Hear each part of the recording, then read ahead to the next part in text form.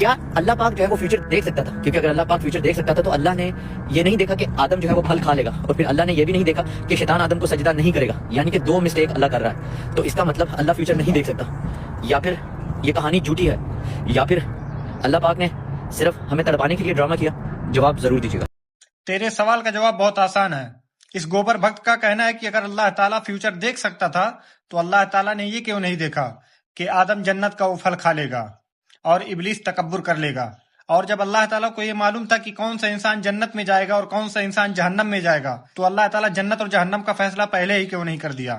یہ دنیاوی جھمیلا پالنے کی کیا ضرورت تھی؟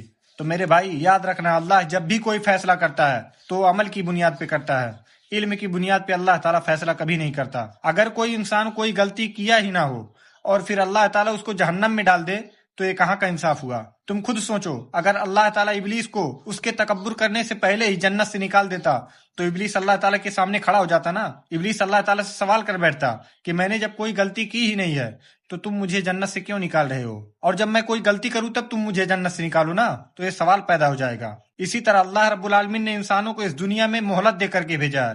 اللہ تعالیٰ کو یہ پتا ہے کہ یہ دنیا میں جا کر اپنی مرضی سے کیا کرے گا، تاکہ جب ہمارے سزا کا ٹائم آئے تو ہم اپنا منہ نہ موڑ لیں۔ اللہ تعالیٰ جب ہم انسانوں کا قیامت کے دن فیصلہ کرے گا علم کی بنیاد پہ نہیں کرے گا، وہ ہمارا اعمال ہمارے سامنے دکھا کر کے ہمارا فیصلہ کرے گا، تاکہ ہمارے دل میں کوئی شکوہ اور شکایت نہ رہے۔ اس لیے اللہ رب العالمین جب بھی کوئی فیصلہ کرتا ہے تو عمل کی بنیاد پہ کرتا ہے، علم کی بنیاد پہ اللہ تعالیٰ کبھی فیصلہ نہیں کرتا۔ اور علامہ اقبال کا ایک شعر ہے کہ عمل سے زندگی بنتی ہے جنت بھی جہنم بھی، یہ خاکی اپنی فطرت میں نہ نوری ہے نہ ناری ہے۔